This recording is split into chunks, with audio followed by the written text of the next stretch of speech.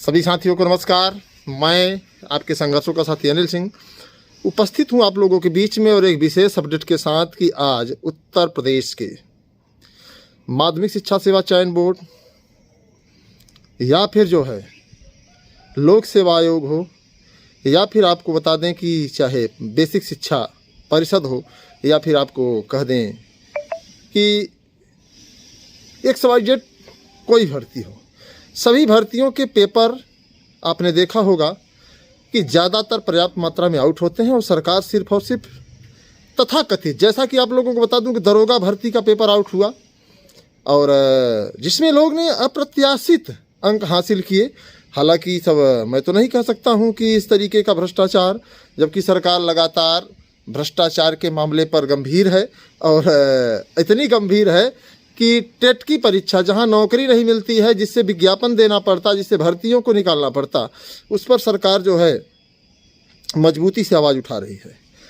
उस पर कई लोग जेल भी गए, लेकिन कुछ होने वाला नहीं है। आपको बता दें कि सरकार कितना भी कुछ कर ले, क्योंकि सरकार की प्रीपेड प्लानिंग है, इसे हमें आपको समझना होगा। और अगर आप सब सोच रहे हैं कि नहीं नहीं इस केस में कुछ हो जाएगा, तो अगर हो जाए तो अच्छी बात है। हम लोग तो लगातार युवा मंच टीम इसी बात को लेकर के लड़ रही है और लगातार विज्ञापन के लिए लड़ाई जारी है। आप सभी को बता देना चाहते हैं कि उत्तर प्रदेश में जो है 60% आबादी युवाओं की है। अगर युवाओं 60% होते हुए भी अपने हक और अधिकार की लड़ाई नहीं लड़ पाएंगे तो निश्चित तौर पर आपको बता देना चाहता हूं मित्रों कि आप सब इस बात को स्वीकार कर लें कि सरकार कोई विज्ञापन देने नहीं जा रही है। वर्तमान समय में मौका है और आप सभी को पता है कि 10 जनवरी तक आचार संहिता लगना स्वाभाविक है और हर हाल में 10 जनवरी को आचार संहिता लग जाएगी, इसमें नो डाउट। या हम नहीं कह रहे हैं, चुनाव आयोग कह रहा है। और ऐसे में आप सभी को इस बात को गंभीरता से सोचना होगा, समझना होगा, जानना होगा कि अगर आचार संहिता लग गई तो आपको 4 साल तक इंतज़ार करना होगा। 4 साल तक इंतजार क्यों करना होगा आप लोग जानते हैं, बखूबी जानते हैं, हमें बहुत ज़्यादा बताने की ज़रूरत नहीं है। और कल हम लोगों का माध्यमिक शिक्षा सेवा चयन बोर्ड पर आंदोलन था, जिसमें हम लोगों ने मजबूती से इस बात को उठाया कि जो प्रतीक्षारत हमारे साथी हैं, चाहे 2016 के रहे हों, चाहे 2021 के हों, या तमाम जो 2013 के भी हमारे कई साथी हैं। हालांकि 13 के कई साथियों का जो है न्यायालय के निर्देशानुसार, न्यायालय के आदेशानुसार समायोजन की प्रक्रिया के बाद जो प्रतीक्षारत हमारे साथी थे उनको एक नौकरी मिली। युवा मंच टीम उनको बधाई बार बार देती है कि कम से कम उन लोगों का संघर्ष दिवाकर सिंह के द्वारा जो लड़ा गया वो एक ऐतिहासिक रहा। और आप सभी को एक बात और मजबूती से बता दूं मित्रों कि अगर आप लोग नहीं जागे, अगर आप लोग इस संघर्ष में अपना योगदान नहीं दिए तो निश्चित तौर पर अनिल सिंह बहुत बड़ी तोप नहीं है और कि हम इस लड़ाई को मजबूती से जीत सकते हैं। इसको लेकर के अपनी ताकत दिखानी होगी, अपना जज्बा दिखाना होगा, अपना जुनून दिखाना होगा और इसको लेकर के आप लोगों को एकजुटता दिखानी होगी। अब छोटे छोटे मुद्दे पर अगर हम लोग लगातार लड़ते रहे तो निश्चित तौर पर इस बात को कहा जा सकता है कि छोटे छोटे मुद्दे पर हम लोग लड़ते रहेंगे अलग अलग टुकड़ियों में। और सरकार भी यही चाहती है, कभी बीएड बनाम बीटीसी कर देगा, कभी बीएड बनाम डीएलएड कर देगा, तो तमाम ये चीज़ें चलती रहेंगी। इन सभी चीज़ों से ऊपर उठ कर के हम सभी को अपनी आवाज़ मजबूती से उठाना है। इन सभी चीज़ों को दरकिनार करते हुए रोजगार के सवाल पर आपको बता दें कि प्रयागराज के पत्थर गिरजाघर पर आज 106 दिन हो गए, आंदोलन जारी है। और आप लोग उसमें अपनी अगर सहभागिता नहीं दिए, अपनी अगर आप उपस्थिति नहीं दर्ज कराए, अपना योगदान नहीं दिए, तो निश्चित तौर पर आपको स्वीकार करना होगा कि इस लड़ाई को कौन लड़ेगा। युवाओं के लिए चाहे सपा हो, चाहे बसपा हो, चाहे कांग्रेस हो, चाहे भाजपा हो, कोई विशेष नहीं है। आपके रिजल्ट निकलवाने के लिए सपा के लोग नहीं आएंगे, आपके विज्ञापन जारी कराने को लेकर भाजपा के लोग नहीं आएंगे, आपके जो है रिजल्ट में कोई कमियां हैं, भ्रष्टाचार हुआ है तो उसमें सपा बसपा कांग्रेस का कोई नेता नहीं आएगा। अपने हक की लड़ाई आपको स्वयं लड़नी होगी।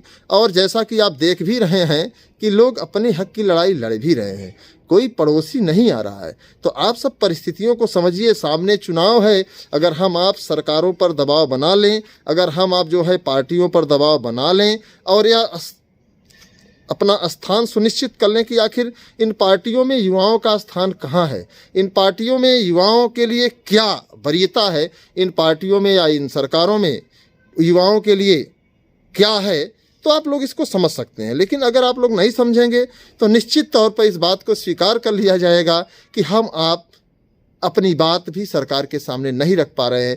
जैसा कि लगातार यूट्यूबर्स के द्वारा हम आपको बता रहे हैं, गुमराह किया जा रहा है ताकि आप आंदोलन न करें और यूट्यूब को जो है अच्छे से दिखाते रहें और सरकारें बयान पर बयान देती रहेंगी। आपको पता है कि LTTIC को लेकर के 2020 में 11 दिसंबर 2020 में ही योगी जी ने ट्वीट करवाया था गवर्नमेंट ट्विटर हैंडल से कि 8,000 कुछ पदों का जल्द से जल्द जो है तेजी होगी। 27,000 TGT के लिए कहा गया था, लेकिन अभी तो कुछ हुआ नहीं है।